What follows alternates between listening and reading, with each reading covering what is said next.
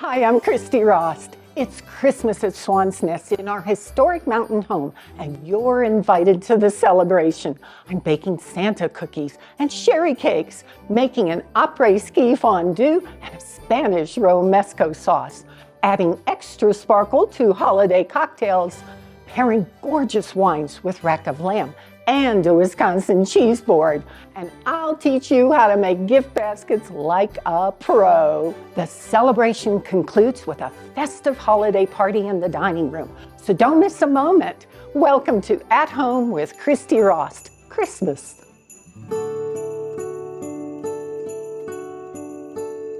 To me, cookies are an important part of our Christmas tradition, but not just any cookies. I want ones that dazzle the eye and make my friends and family smile with delight.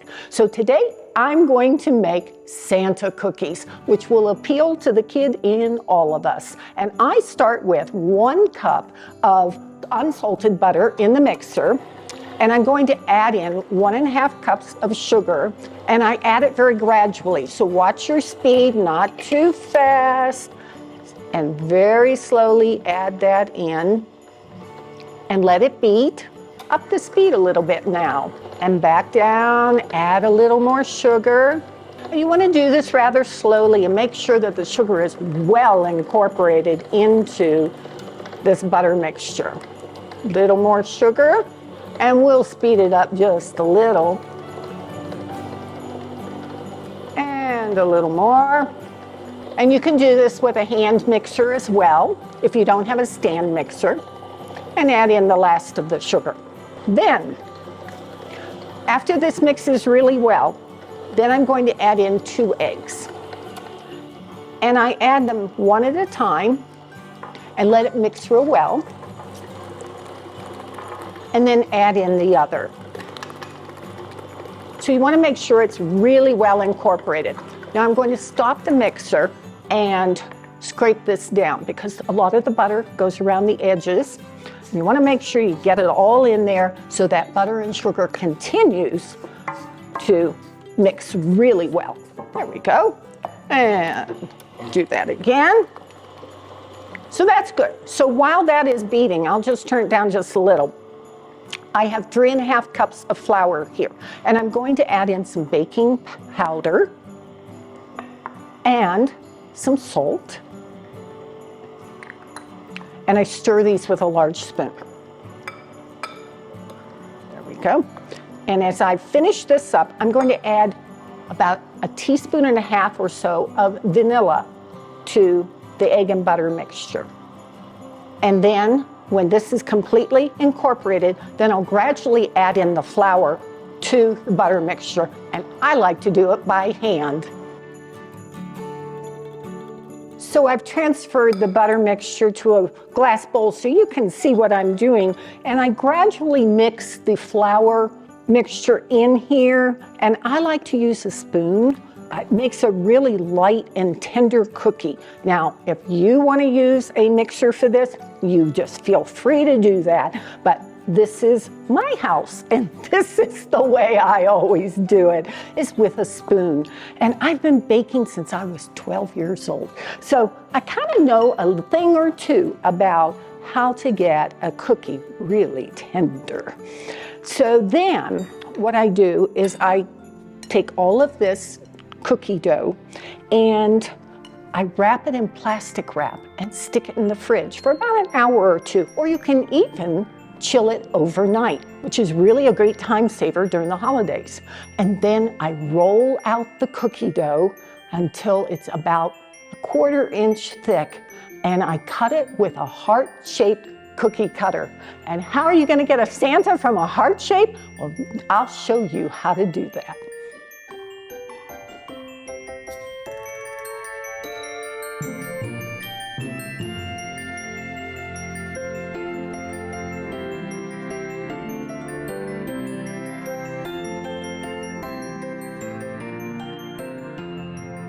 So this is where the real fun began. So I have these 3.5, 4-inch heart-shaped cookies, and I'm going to turn it upside down because this is going to be the beard, this is going to be the top of Santa's hat.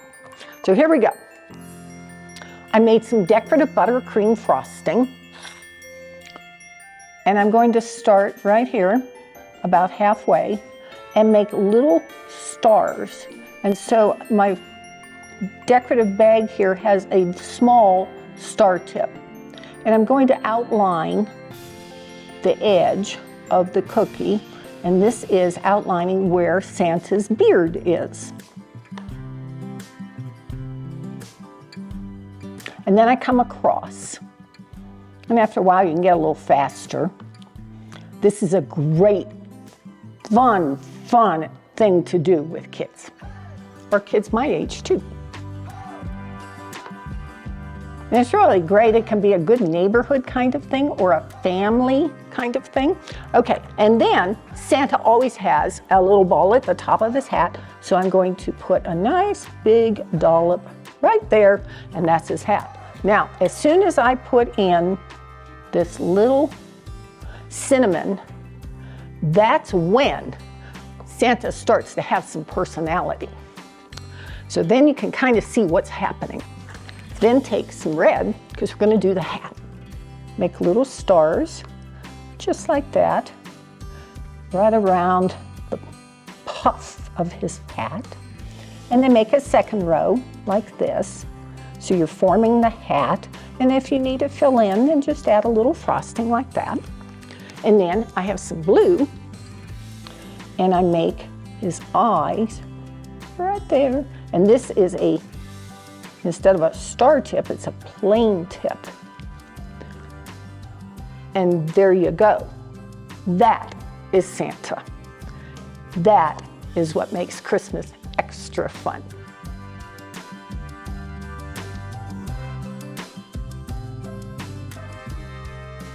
Sherry cake. 2 words, sherry cake. When I have it at a party, it is always a major hit. But I love making sherry cake into smaller pans and giving them as Christmas gifts. So I have 1.5 cups of unsalted butter, and I already have started adding 1.5 cups of granulated sugar. So I'll just add the last little bit, and then I can add in my eggs. I have 5 eggs, and I try to add them one at a time, but you know, sometimes, 2, there you go. You never know what's going to happen. And I let them whip up for a little bit, and then I add another egg, and then we'll see if I can get one. Oh boy, I'm getting good. And the final egg. And if I were doing this, you know, on a regular day, I would take a little more time on that. I am going to stop the mixture now and scrape the mixture down because I've got butter all around the sides and eggs in the middle. So scrape it down so that everything gets really well mixed. I'm using one of my cute Tavola spatulas here. Look at this with the little apples on it, so cute. Okay, and then while this continues to be, because you want it to be really light and fluffy, then I have, let's see, I have 2.5 cups of flour here, and I'm going to add in some baking powder and some salt. And I stir this up just to get it really well mixed. And so I always start the cream first so that I can do this without taking up too much time. And it's getting really fluffy now. And I'm going to add in my vanilla. Now, when you bake at high altitude, flavors tend to get kind of bland, and so I always up the amount of vanilla or flavoring when I'm baking. So that's just kind of a key. If you are at low altitude, you don't have to worry about that. But at high altitude, if you find that your baked goods maybe don't have as much flavor as you would like, just up the amount of vanilla or other flavoring extracts. So I'm taking my flour mixture and gradually adding this in, and I mix it on kind of a low speed so I don't end up with flour everywhere, and then add a little more. And then in the meantime, I have a 1/2 cup of milk and 2/3 cup of sherry. So I'm going to alternate between adding the flour in and adding in the milk. Give it a chance to get incorporated before you add the rest. So you don't want to just dump it all in at one time. And again, I'll just up my speed a little bit. Add the rest of my milk. And then I'll start adding in more flour. I always use a big spoon for this so I can get good amounts of flour in without dumping the bowl and having flour everywhere. Then at this point, I'm going to start adding in the sherry. So this is a cream sherry. If you have dry sherry at home, you don't have cream sherry at home, use dry sherry. I'm a great believer, don't run out just to get one thing. So I add it a little gradually, up my speed. This is getting so light and fluffy. It's absolutely beautiful. Add a little more sherry. And when you're doing a cake, you always want to start and end with the dry ingredients. So, and the reason you want to end with the dry is because there are a lot of fat molecules in here. And so you want to bind up those fat molecules at the very end. So I always save a little bit of flour for the final addition. Now I can add in more sherry. It smells really good. I can see why this cake is such a hit at parties. And in fact, we have a Christmas party today, and I have a feeling these cakes will be really popular. But boy, when I show up with them as gifts, people just wait for that. Now I add in the rest of the flour.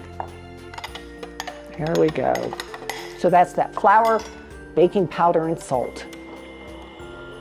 Now I'm going to let that continue to mix for a moment. I'm using these cute little decorative pans. 2 of them match, 1 doesn't. It doesn't matter. Each one is so, so cute when the cake is baked. And then I use a nonstick spray that has flour in it. And I always do this at the sink because it makes a little bit of a mess. And you want to spray the pans really well so that the cake falls out nicely after it's baked. So there we are. So I'm going to transfer my batter into my cake pans and bake it in the oven at 350 degrees. They'll take about 30 to 35 minutes, depending on your oven, and in my case, also depending on the altitude. So we'll bake those, and then when the cake comes out, I'm going to let it cool for a little bit, take it out of the pan, and then poke it with a pick and have a wonderful sherry syrup that I'll drizzle over top. So I have 1 cup of confectioner's sugar and about 2/3 cup of sherry, and I mix these together and just use a whisk and form a very smooth syrup. Just whisk it really well. Boy, does this smell good. Oh, you try and get it as smooth as you can. Then take the syrup when the cake has come out of the pan but is still warm. And I've already poked it. I took a pick like this and poked it while it was warm. And now I take the syrup and very slowly pour it over the cake. I usually will do this on a rack, and I'll put like parchment paper underneath to catch all the extra syrup. And that way it helps keep the mess off your counter. But today I'm going to just use this, keep it on a plate so you can see better. And you very slowly on each of the 3 cakes, this is just the right amount of syrup. And so the cake, while it's warm, is going to just draw in all of this luscious flavor. And then set it aside for about an hour to dry. And then it's ready for you to wrap up to give as a gift.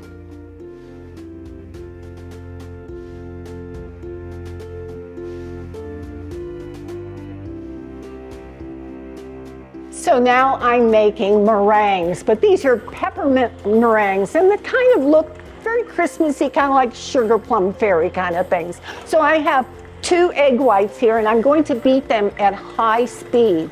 And I beat them until they get just foamy. And at that point, I'm going to add in a 1/4 teaspoon of cream of tartar.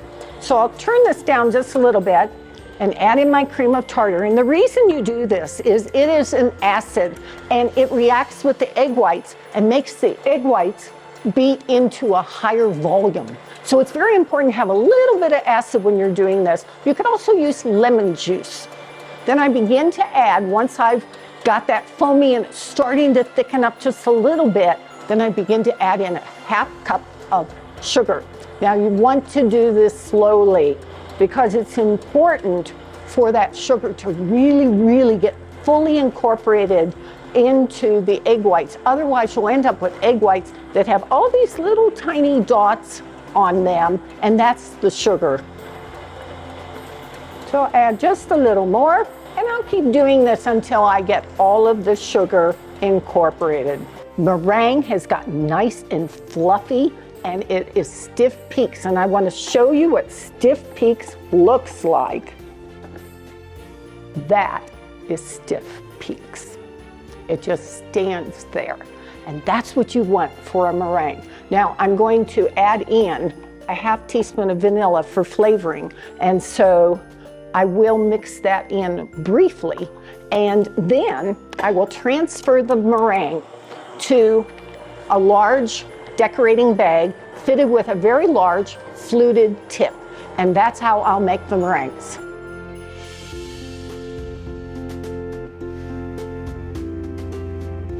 So I transferred the meringue to a piping bag, and I'm just making these beautiful little mounds because I have a fluted tip here. And I got started already so you can see what they look like. And so you're just gonna pipe them all on here. I preheated the oven to 225 degrees. So these are gonna bake for an hour, really low temperature. And then you sprinkle with crushed candy cane on each one. Bake for 1 hour, 225, then turn the oven off and leave them in the oven at least 3 or 4 hours. I leave them in overnight. And when I get up in the morning and I bring out the tray, they look like this. These are peppermint meringues.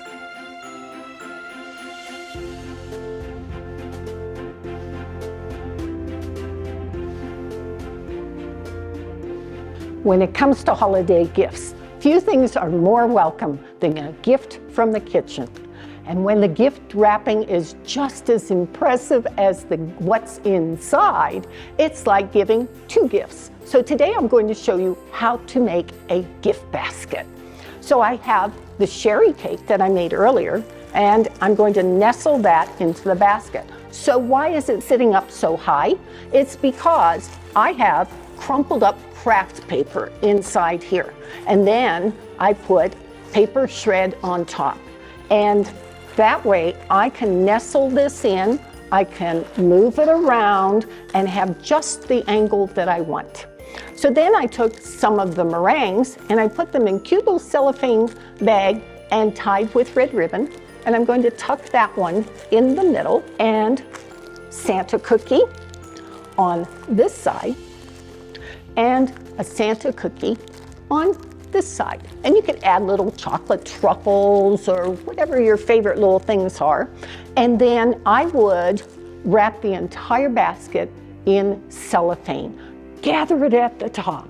Lots of cellophane. Gather it at the top and tie on a gorgeous bow. So how do you make a bow? Well, let me show you how. So I like wide ribbon, and wide ribbon that is wired on both sides. So be generous, take a nice amount, and I'm going to turn around and you're going to have my back so that you can actually see what I'm seeing when I do it. So here we go. So I have a tail here, and I'm going to gather partway down like that, grasp with my thumb, and give it a twist. And then I have the inside here, and I'm going to bring this up to whatever size I want, and I'm going to gather that in. Put it there and hold it with my thumb. Then I'm going to twist again so that I always have the pretty outside of the ribbon there, and gather again. It's so easy. If you have a really thick ribbon, it can get a little tough on the thumbs, I'll tell you. But for a ribbon like this, it's nice and light, and sometimes you need to just kind of turn your ribbon around when it starts to get curling up on itself. And you try and get it so it's always the same length. Gather again. And you can make as many loops as you want, but I always try and make them so that I have an equal number on both sides. So again, let me turn my ribbon and I make that second loop. And I will just continue this until I have, usually I'll do 3 loops on both sides for a good sized gift basket like this.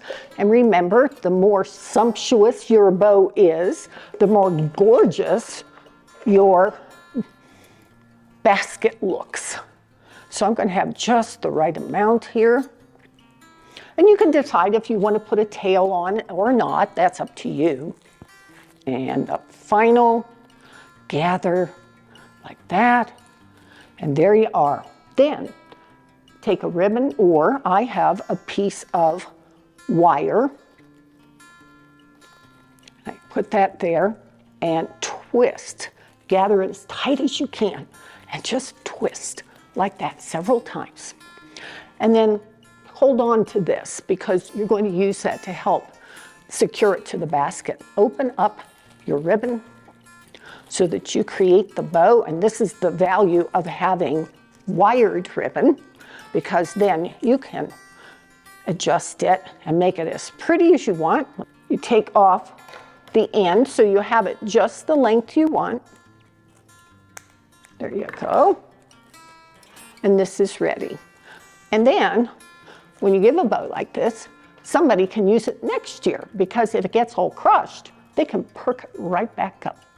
Tie that to your gift basket and you have a gorgeous gift.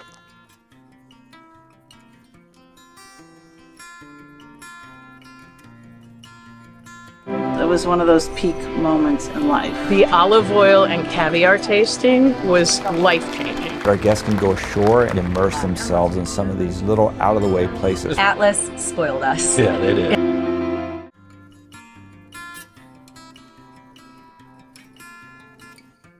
One of the most beloved dishes in Spain is romesco sauce, a vibrant sauce that proclaims all of the flavors of the Catalonian region.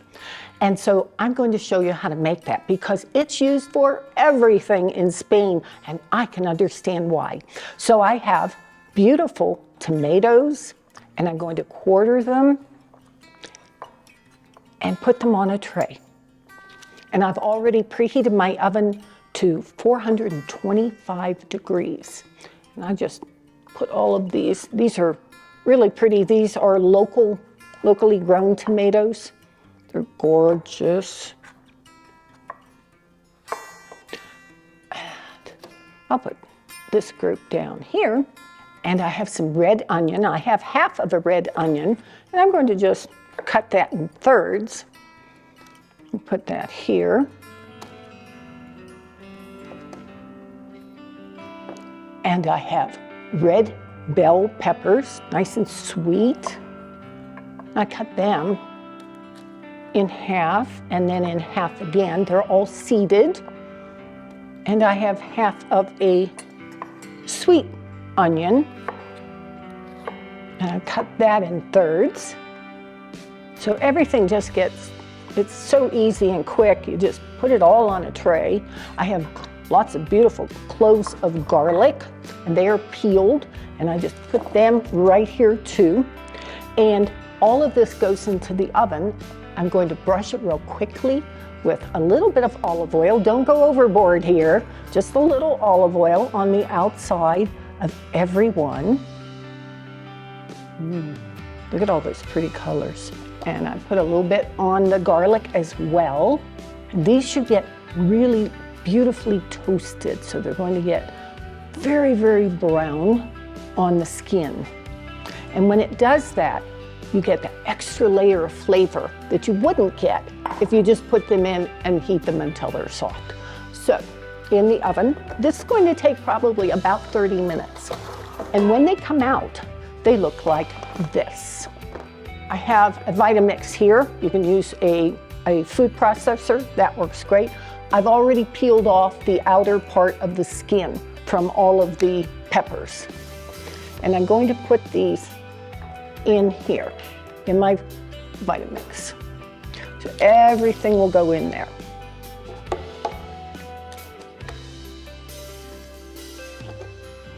Look at all the pretty colors.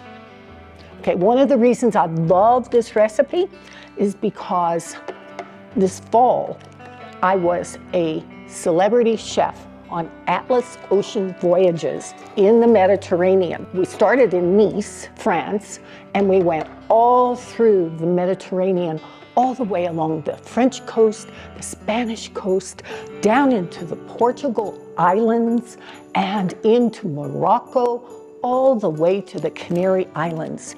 And when we were in Spain, romesco sauce was huge because it's served with everything. Now, I'm just going to chop these up real quickly.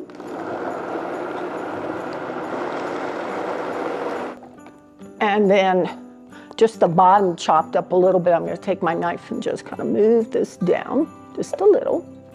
And I'm going to add in a little bit of salt, a little bit of vinegar. This is red wine vinegar. I'm going to add in, this is called pimenton. It is a Spanish smoked paprika. And I add in about a teaspoon of this. So we've got all kinds of beautiful flavors here that I'm building these layers of flavors. And I'm going to serve this with vegetables. It's going to be just amazing. I'm going to add in some olive oil. This is a ½ cup of olive oil. And Spain, you may or may not know, is the largest producer of olive oil in Europe. So I'll put this back on. Now, while I have that almost mixed, let me move this. I'm going to take a skillet and just heat it up a little bit over about medium heat. And I'm going to toast my bread, and I'm going to toast some almonds. Almonds are a very important ingredient in Spanish cooking. I'm just going to add a little bit of olive oil right there. And then I'm going to brush the bread with olive oil. And this is a very typical kind of treatment for breads. And bread is also very important in Spanish cuisine. One of the reasons I love it, because I love breads. So when this is hot, then take your bread and put it face down. We're going to toast this bread. And then I will add just a little more olive oil on the other side. And once it's toasted and it cools a little bit, then you break it into pieces and put it in with the romesco sauce. I'm also going to add some almonds to this. So this is about a ¼ cup of slivered blanched almonds. I'm going to toast them. Won't take very long. And you can always tell when they're done because they get really, really fragrant. Let's see what's happening with the bread. Well, it's going to need another couple minutes.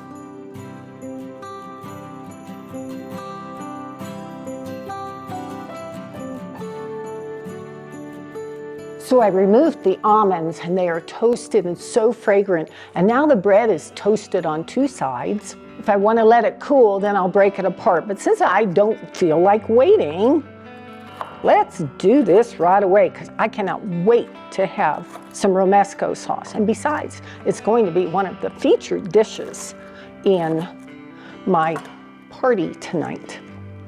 So I'm going to add the bread right into the romesco sauce and the toasted almonds. So again, so many flavors that continue to build in this. It's no wonder the Spanish love it on everything. And I like to really let it blend very, very well. It will still have some nice texture, but basically it should be smooth. And that is a beautiful Spanish romesco sauce. Look for that on the buffet tonight. OmniFizz is a fun way to add sparkle to almost any beverage.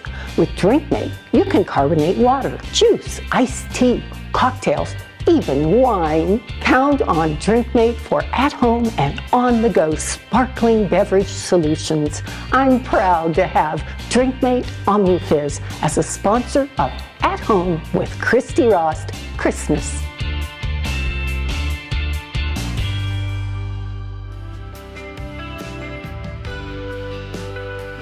Adding sparkle to your parties, especially at Christmas time, is easy when you use a DrinkMate and make a carbonated sparkling cocktail. So I'm going to take a sidecar and make it sparkle for the party. So I have some Cointreau, some cognac. I'm going to take 2 shots of cognac and pour them inside the vessel. There's one, there's a second. Oh, guests are gonna love me. Then I take 1 of Cointreau. I take 1 shot of freshly squeezed lemon juice. Make sure it's freshly squeezed. What you put in, quality-wise, is what you get out. Add this in. Then I have simple syrup. Simple syrup, 1 cup of sugar with 1 cup of water, and you just heat that until the sugar dissolves. And give it a stir every now and then, and that is simple syrup. So I have all my ingredients in here. And I just put the lid on like this, and you just twist it. And secure it right through there. And close it up, and then press the top. And you just do small bursts. Do you hear that? When you hear that release of pressure, you know you have finished pressing. Look at that, isn't that cool? Then I bring it out. I'm letting it stop the little fizz. So you're gonna wait for a moment. Then I think I can release. There we go, and pull that out, and then give it a shake. And that's going to help to finish the carbonation.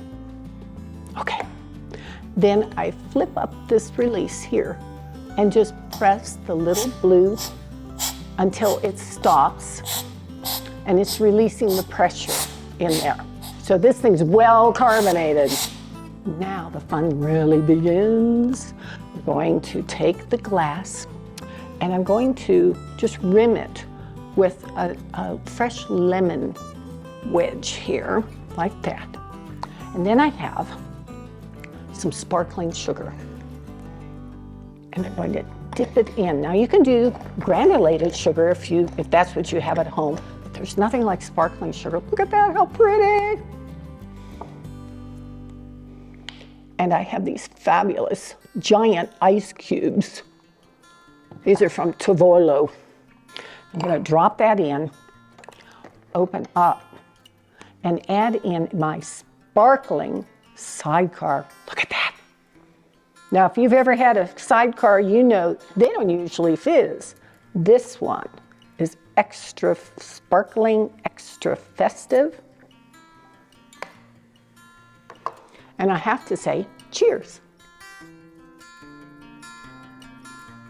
The fun continues. I'm making a sparkling virgin cranberry cosmopolitan, and I'm still using an OmniFizz, a DrinkMate OmniFizz, but I changed to red because it's Christmas and it goes with my outfit, and that's very important.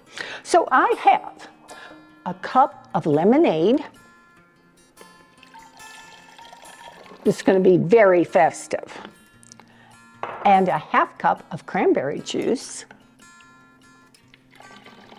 Look at the color. It goes with the DrinkMate. And I have about a 1/4 cup of fresh lime juice. Just going to add a nice zip to this. And I'm going to add in about an ounce of simple syrup. That's about right. Put on the top like that and insert right in here. Push it in, and then here comes, press the one button at the top, and there's a little indentation there, so it's real easy to find. And again, you just want to do short bursts. That didn't take long, did it? So we're just letting all of that gas out, and it's got little bubbles here. This is so fun. Love it. Wait till my guests see this. Okay, then shake. And that finishes that carbonation. Okay. Oh boy, this is going to be pretty. Then let's decorate this glass too. So I have a wedge of lemon. You could use lime, since there's lime juice in here. Either one works. All the way around. And this time my sparkling sugar is all different colors, so it's going to be a jeweled rim. Look at that. Is that pretty? And then lift the one little lid and press down. And that releases the last of the gas, so you can safely open it up. And this is a sparkling, virgin cranberry cosmopolitan.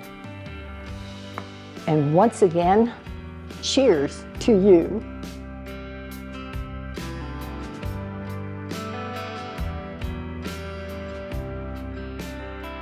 When it's cold and windy and brisk outside, there's nothing like cheese fondue.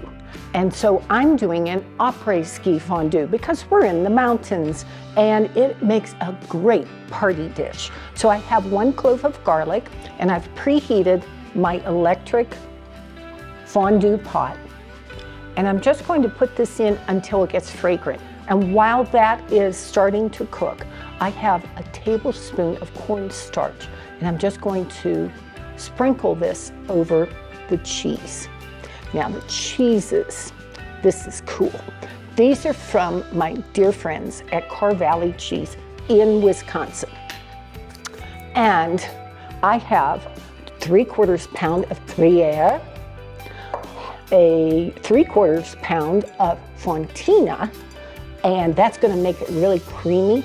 And I have a 1/2 pound of white cheddar. So we've got all kinds of beautiful cheeses in here. And you just use your hands to mix that up. So this is, I'm starting to smell the garlic. So now I can proceed. So now I'm going to add in some Chardonnay. You can use a Sauvignon Blanc or a Chardonnay. I happen to have the Deadeye Chardonnay from Provenance Vineyards in California. Love this wine. I'm going to add in about 2 cups. That's 1. Let's add in 2. There we go. Love that. So then I'm going to add in a little bit of Dijon mustard.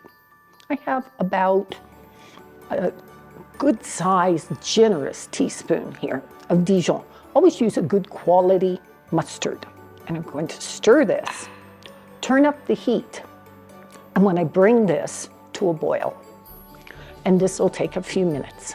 So the wine and mustard have come to a boil, and I can start adding in the cheese. Add a couple handfuls at a time, and then stir until it melts.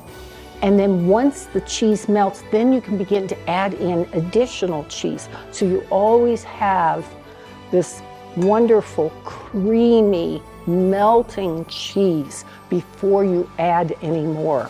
Oh boy, that's pretty. Time to add more. Put that in. I'm going to reduce my heat just a little bit here and just stir, stir, stir.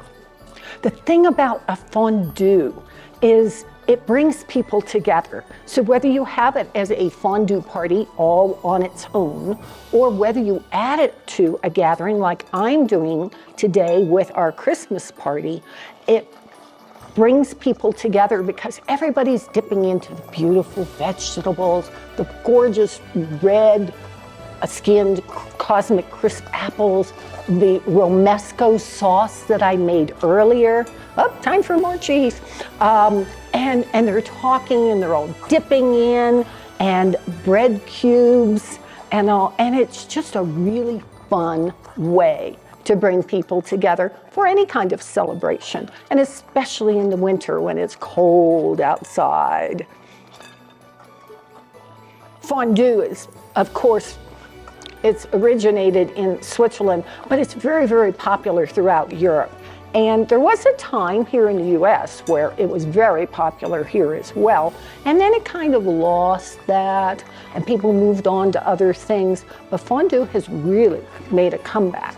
And I can see why. It's just such a fun, and very easy, as you can tell, way to entertain and to gather together with friends and family. And that's what being at home is all about. And that's what I'm known for, is gathering people together to celebrate big moments and small moments. Guests are gonna love this. We're almost finished with the cheese. And while I'm stirring this, I have to tell you, I took a sip of the Provence Vineyard Deadeye Chardonnay, and what I love about it is it's very crisp, and yet it has a wonderful buttery finish, and it's got this beautiful tropical fruit flavor that I detect, and that is going to make it go so well with the fondue. Because it has a bit more acid than some Chardonnays, it makes it really a good pairing for something that's creamy, like the fondue, but also like shrimp or lobster or scallops, where you want to have a little bit of acid to pair with the creaminess of those dishes. So this is ready. All I need to do is just add a few little red pepper flakes, just to give it just a little kick. I'm going to turn this way down, and it's ready to serve. Après-ski fondue.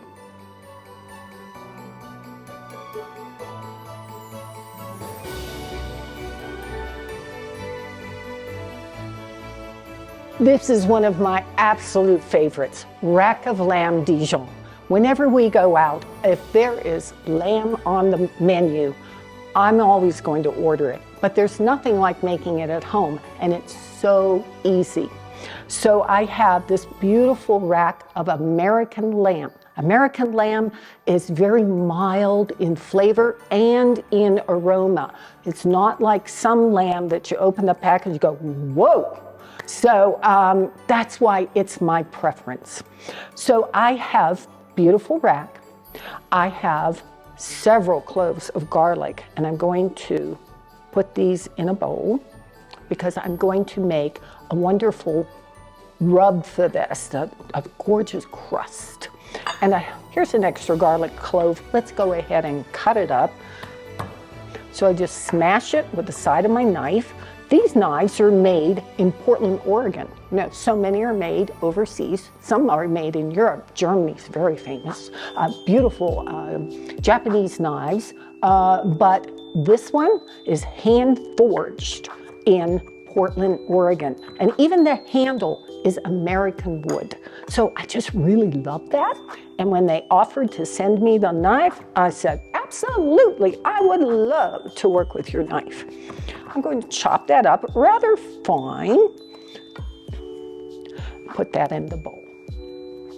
Then I have some fresh rosemary. Rosemary and lamb just automatically go together. So I pulled off the leaves, and you just grasp the top and pull down, and it strips off most of the leaves. Take them there. And then I chop this up too.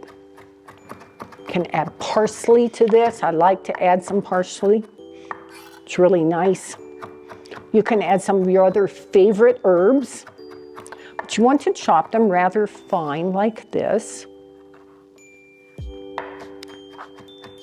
And then I have some that we've already chopped. I'm going to add this in like that. And then I'll add these herbs in with the garlic. I also have some salt that I'm going to put in here. Excuse me while I dash over here. I have a little bit of sea salt. This is from Salt Seasons. It's a Himalayan pink sea salt, which is very nice. And I mix this together with my fingers.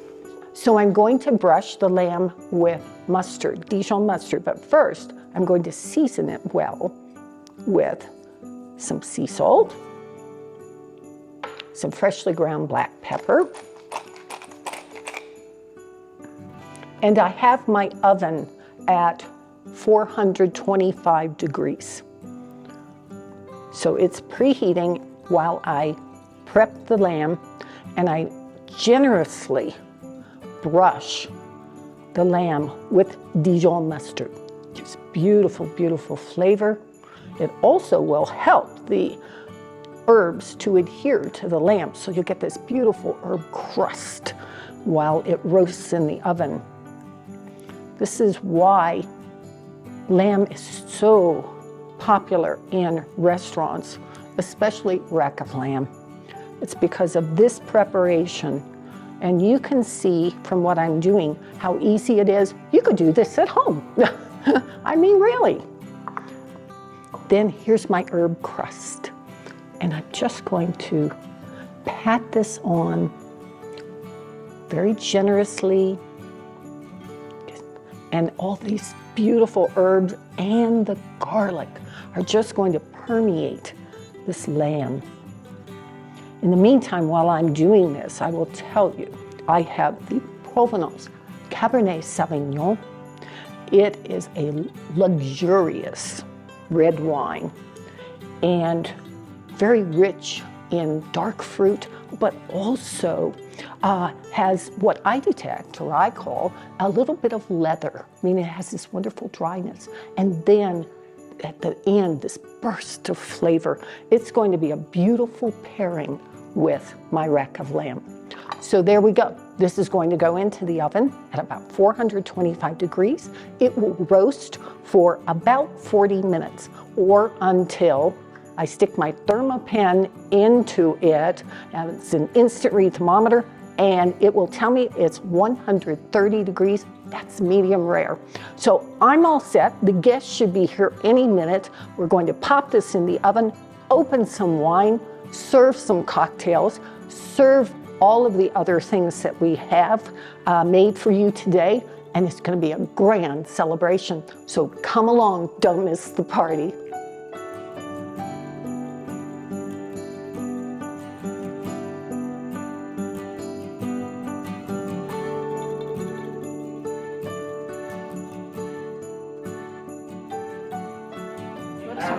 I know. Look at the cheese, all from Wisconsin. Creamy Casa, wow. Oh, I love that one. This is the Pentacreme Blue. If that works. Ooh, yummy. I think I'd try a piece. I hear somebody say cookies. Oh, those are the Cosmic Crisp apples. Oh my gosh, I live on them. Yes. I know. Yes. I know. Christy, were I love you them on too. a cruise recently? Yeah. Where was it? This fall, I went to the Med on Atlas Ocean Voyages, and they brought me on as their celebrity chef. It was such fun. Oh my and we gosh. went all along the coast of France and Spain. We went to Portugal, some of the islands of Portugal. go I've there, never yeah. been. Wow. And so it was really cool, and all the way to Morocco and the Canary Islands. Oh my gosh. I know. Fabulous. And And how it- long was it? I was on for 23 nights. For you. I'm glad you're here. Merry Christmas Merry to Christmas. you. Thank you. Proud Thank to you. be here. Oh, I picked up some cheese. Now I have to get some fondue. Oh, good. That's the provenance. It's Do you have the Cabernet Sauvignon? I think so. Oh, wow. Yes. Yes. Yeah, that's the same thing I have. Well, cheers. Yeah, Merry cheers Christmas. again. The sauce smells delicious. Thank you. Oh, and you have that cosmopolitan. You know, How that- fun. That's such pretty rimmings. I know, isn't that pretty? The sparkling sugar. I love sparkling sugar, but the ones with all the different colors, it's like jewels on your glass, and then you work yourself away around the glass. Oh, gosh. You know what they're Oh, yes. I've been waiting for this all day. Fondue is one of my favorites. Is it really? I didn't know that. This is really, really good. Good. The ounce. Yes. Here, I'll change places with you. Well, fondue is so fun because it makes everybody kind of gather around the pot together, you know. Absolutely. And Oh, yum. It's all Good. delicious. Oh, thank you so much. What do you think of the rack of lamb? Isn't it beautiful? Wonderful. So wonderful. Uh-huh. Smells of it. Yes, so wonderful. I've been smelling all these things all day long, and it's like, oh, wow. So this is what Christmas is about. It's gathering with friends around a wonderful table with incredible food. And of course, I have a great crew here today to help, which is so nice. I have friends who helped out with the food, so very nice. Oh, you got a Santa cookie, Giselle.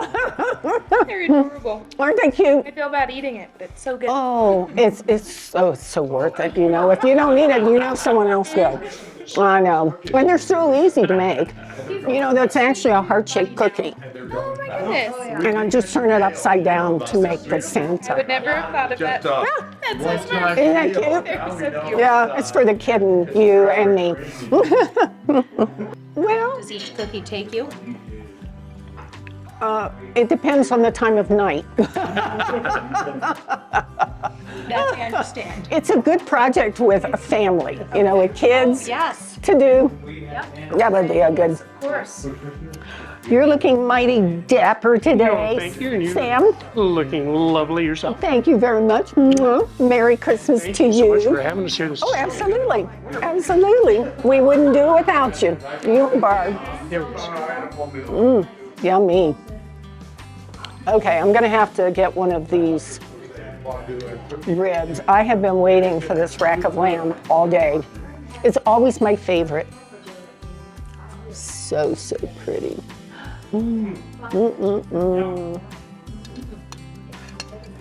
Beautiful, wow.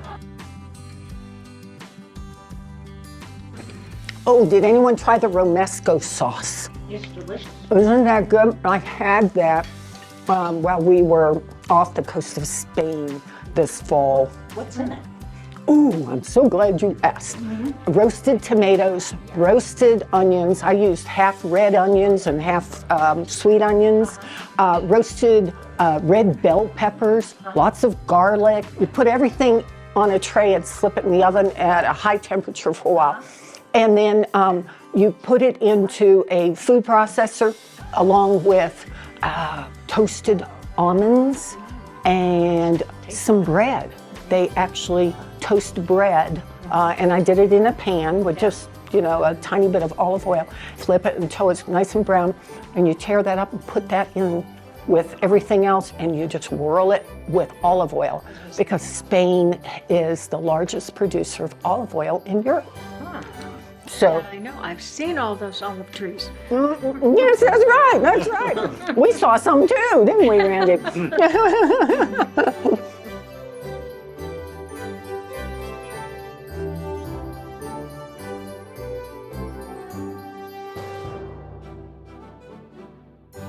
It's been such fun welcoming you into our Swan's Nest home for Christmas. I'd like to thank our many friends, Car Valley Cheese, Melissa's Produce, Tuvolo, and Viking Culinary Cookware. I'd like to especially thank our sponsors, Atlas Ocean Voyages, Drinkmate, and Provenance Vineyards. To my amazing husband, Randy, my kitchen crew, and our dear friends, I love you all. Merry Christmas.